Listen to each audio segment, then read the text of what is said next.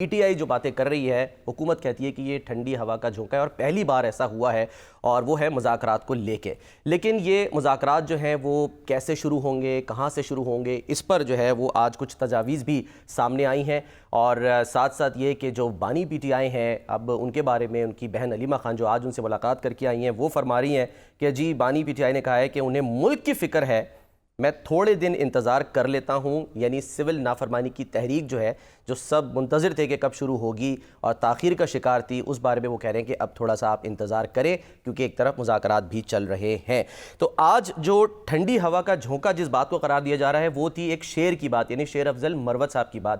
انہوں نے کیا فرمایا، کیا کہا، پہلے وہ سنتے ہیں۔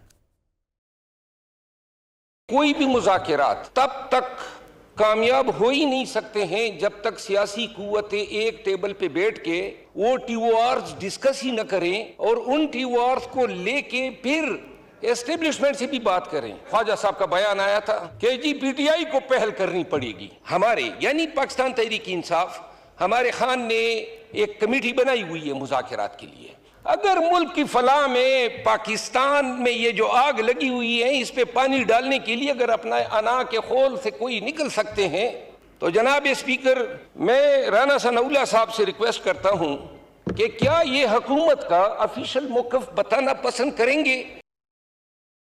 بدلے بدلے سے سرکار نظر آ رہے ہیں شامی صاحب کچھ آج، شیر افضل مروت صاحب۔ اگر آپ اجازت دیں مجھے شامی صاحب، میں اس کا جواب بھی سنا دوں ذرا لگے ہاتھوں کہ خواجہ آصف صاحب جو ہیں اس پر انہوں نے کیا رد عمل دیا ہے، وہ دکھائیے جی۔ مروت صاحب نے جو باتیں کی ہیں، خوشگوار ٹھنڈی ہوا کا جھونکا آیا ہے پہلی دفعہ ادھر سے۔ میری زبان میں بھی کوئی شرینی نہیں ہے، شرینی جو ہے ادھر اسی طرح آتی ہے۔ یہ سبحان اللہ کہیں گے، میں بھی سبحان اللہ کہہ دوں گا۔ یہ کوئی اور کو منفی بات کریں گے تو اس کا منفی جواب ہی آئے گا۔ یہ چیزیں محبت سے اور پیار سے بڑھتی ہیں، دھمکیوں سے نہیں بڑھتی۔ یہ گن پوائنٹ کے اوپر تو مذاکرات نہیں ہو سکتے کہ آپ بار بار جو ہے اسلام آباد پہ حملہ کریں، ساتھ جو ہے کال دیں سول نافرمانی کی، اور اس کے بعد کے مذاکرات بھی ہونے ہیں۔ ہماری اس جنگ کے اندر نقصان تو ملک کو ہو رہا ہے نا، پاکستانی عوام کو ہو رہا ہے۔ جی شامی صاحب۔ ہاں جی، بات تو درست کہی جا رہی ہے دونوں طرف سے۔ اچھا، یہ بات چیت ہونی چاہیے، اور خواجہ صاحب جو ہیں ان کا لہجہ بھی آج میٹھا ہو گیا ہے۔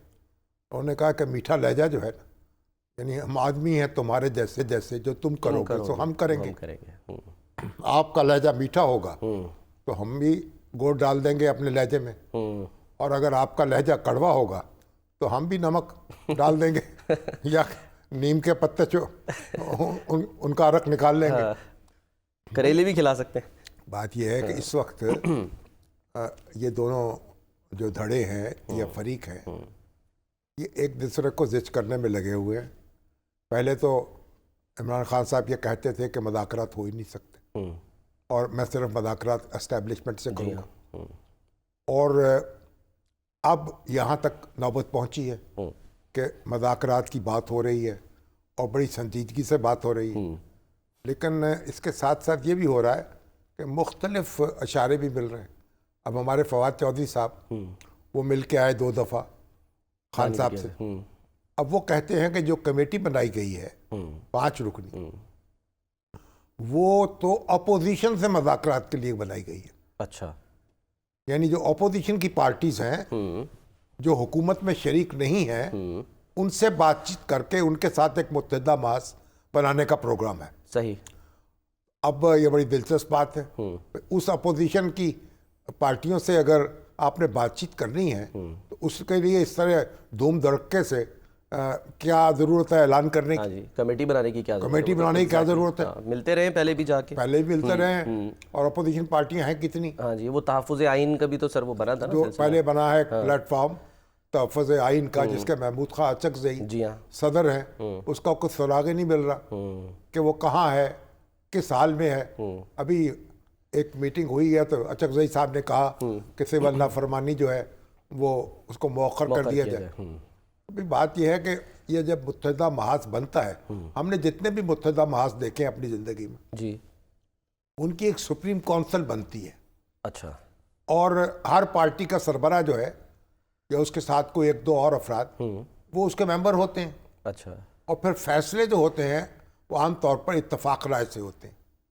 یہ نہیں ہوتا کہ ایک شخص جو ہے باہر بیٹھا ہوا ہے اور ڈکٹیٹ کر رہا ہے اور باقی جو میاں مٹھو بنے ہوئے بیٹھے ہیں اور ادھر ادھر دیکھ رہے ہیں. یعنی جو ریپرزینٹ کر رہے ہوتے ہیں ان کو مینڈیٹ بھی حاصل ہوتا ہے. مینڈیٹ بھی حاصل ہوتا ہے, فیصلہ کرنے کا اختیار ہوتا ہے, اچھا. اور کنسنسس سے عام طور پہ فیصلے ہوتے ہیں, کیونکہ اتفاق رائے سے, کیونکہ ایک پارٹی دوسری پارٹی کو ڈکٹیٹ تو نہیں کر سکتی.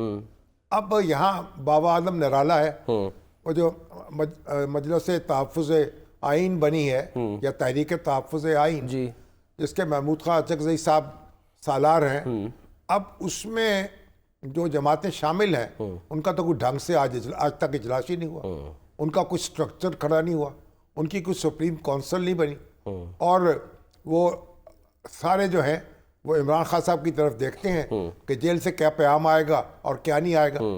اور ابھی تو میرا خیال جیل میں اچکزئی صاحب تو جیل میں بھی نہیں گئے, ملاقات بھی نہیں ہوئی. اب مولانا فضل الرحمان سے ایک زمانے میں بڑی قربت تھی, لیکن اب وہ بھی درمیان میں ہو گئے ہیں, برزخ میں.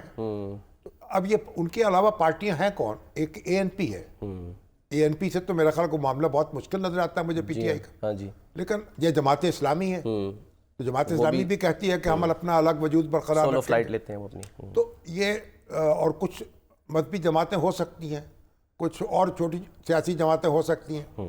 جو جماعتیں کوئی اپنی اہمیت رکھتی ہیں یا اپنا کوئی تشخص رکھتی ہیں, وہ تو ساری یہی ہیں. تو بنیادی بات یہ ہے کہ آپ فریق ہیں دو, ایک پی ٹی آئی ہے, ایک حکومت ہے. ٹھیک ہے. اور حکومت میں شامل جماعتیں ہیں. حکومت میں شامل جماعتیں ہیں, پیپلز پارٹی ہے, مسلم لیگ نون ہے, ایم کیو ایم ہے. تو اب یہ اگر ان سے بات نہیں کرنی ہے اور ان کے ساتھ پھر کمیٹی بنانے کی کیا ضرورت ہے.